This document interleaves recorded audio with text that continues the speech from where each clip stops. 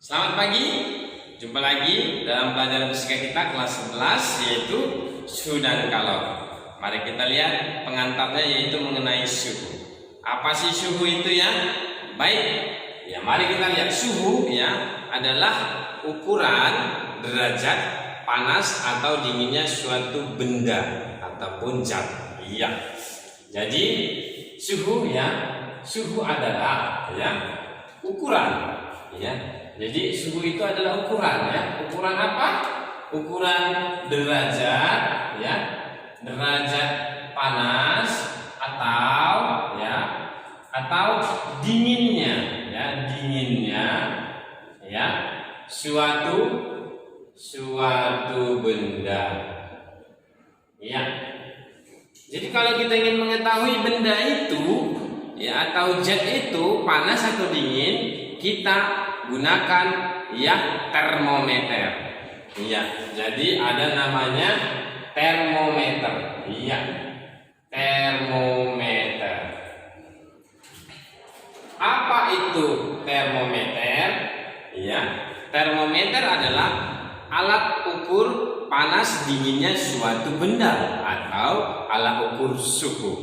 Iya, jadi termometer adalah alat ukur, berarti alat yang digunakan untuk mengukur.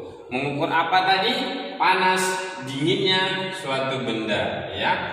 Panas atau dinginnya ya suatu benda. Jadi alat ukur panas dinginnya suatu benda disebut dengan termometer atau disingkat alat ukur suhu. Jadi kalau kita ingin mengetahui ya benda itu panas atau dingin, kita harus pakai alat yang sudah baku, artinya sudah bersifat universal, berlaku umum, di mana saja kita bawa sama nilainya, tidak berubah. Kalau misalnya kita pakai tangan kita untuk mengukur suhu tubuh orang, kita katakan panas, misalnya orangnya sakit misalnya panas, tapi kita tidak tahu berapa nilainya ya. Jadi kalau tidak ada nilai ataupun angka, itu tidak valid, tidak berlaku universal. Karena tangan orang berbeda-beda ya. Ada yang tebal, ada yang halus ya. Kalau perempuan halus, kalau laki-laki tebal, kadang dia merasa seperti biasa aja ya, tidak sensitif.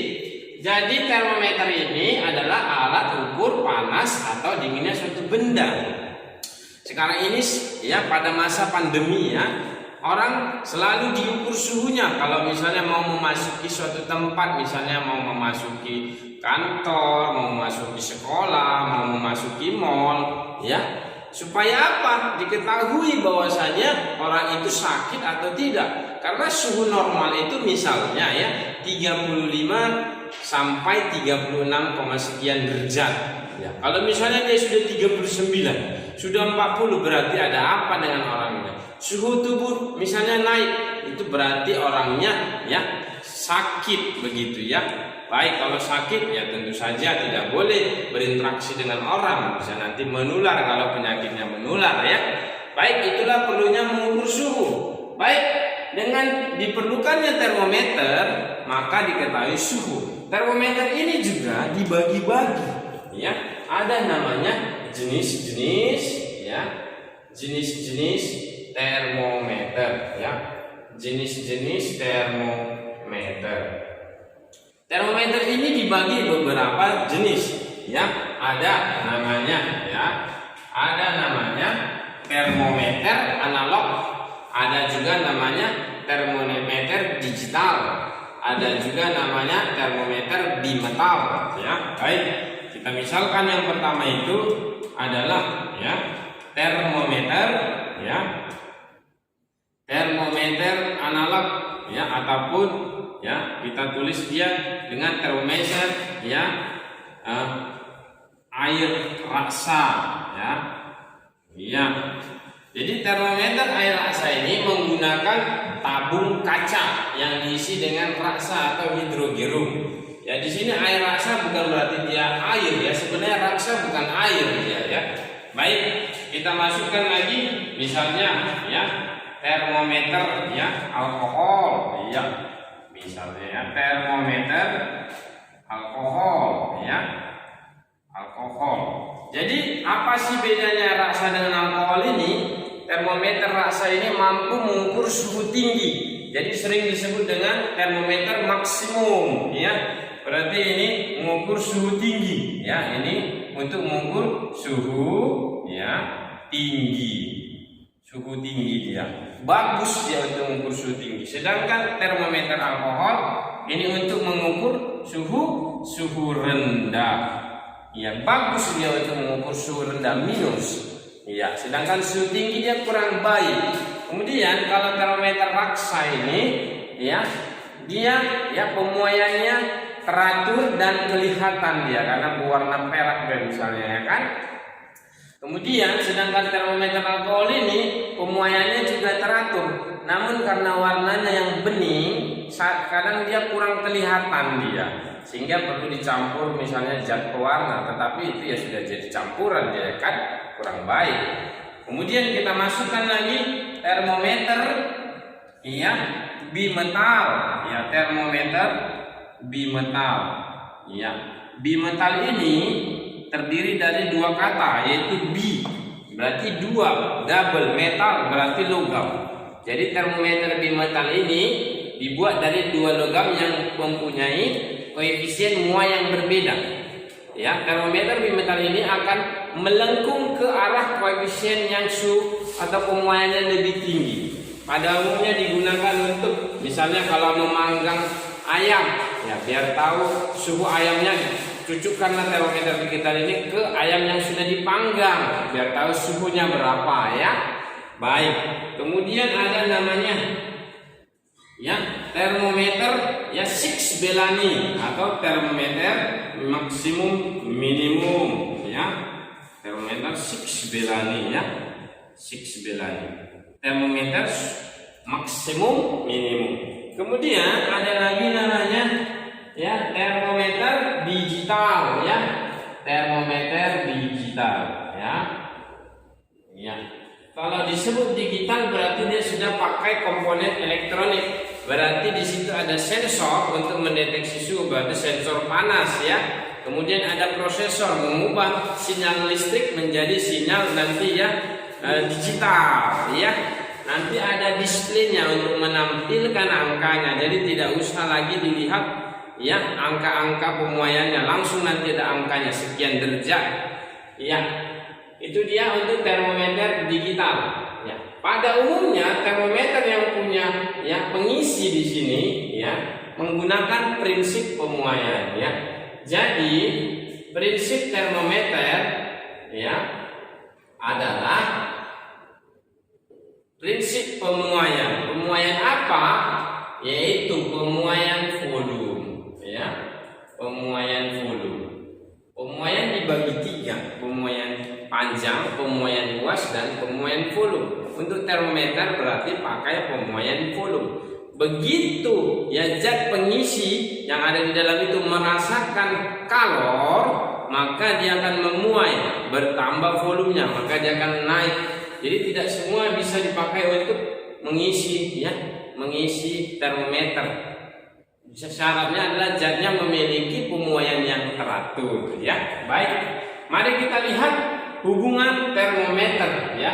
Hubungan termometer, ya, hubungan skala yang ada di termometer, ya, yang sudah valid di dunia internasional, ya, hubungan skala termometer.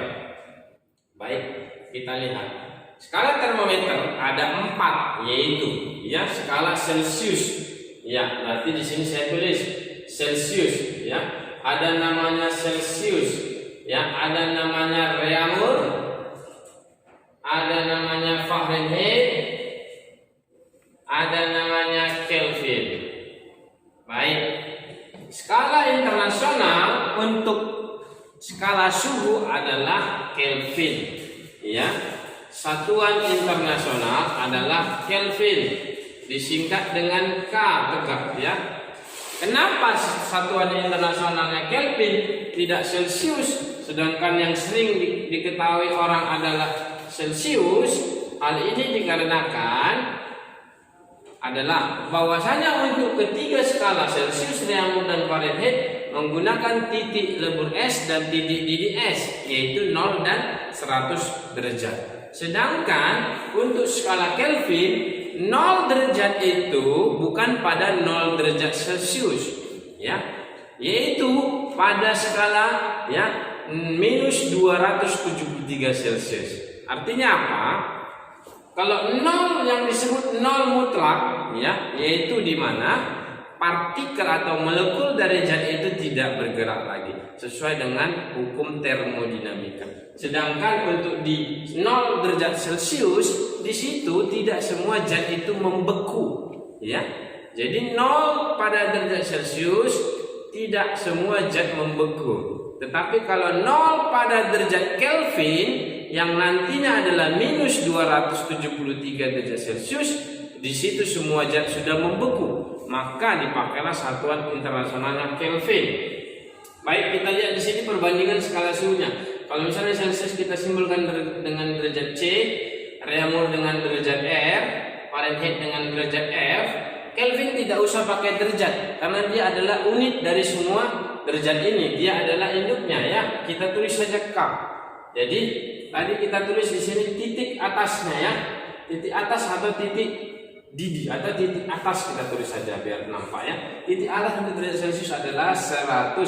Titik atas untuk derajat Reaumur adalah 80. Titik atas untuk derajat Fahrenheit adalah 212. Titik atas untuk Kelvin adalah 373. Kemudian titik bawah, titik tetap bawah, kita singkat titik tetap bawah jadi titik bawah. Untuk derajat Celcius adalah 0, untuk Reaumur adalah 0, untuk Fahrenheit adalah 32, untuk Kelvin adalah 273. Kalau ini adalah titik atas dan titik bawah, kemudian kita tarik garis, ya, untuk mengetahui, ya, selisih.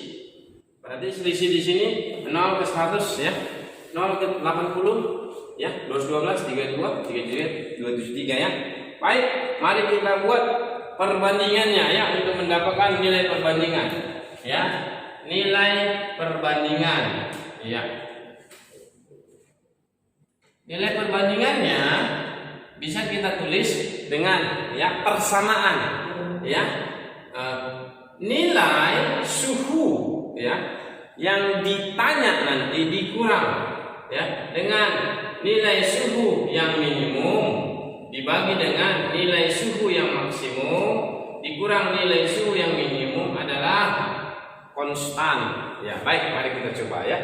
Nilai suhu yang ditanya, berarti kita tulis nilai suhu yang ditanya, ya, dikurang nilai suhu yang minimum dibagi dengan nilai suhu yang maksimum dikurang nilai suhu yang minimum.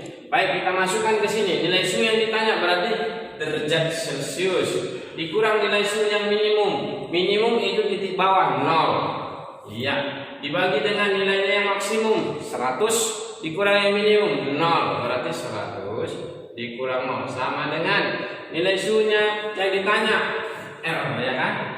Derajat R dikurang nilainya yang minimum 0 dibagi dengan nilainya yang maksimum 80 dikurang yang minimum 0 sama dengan konstan.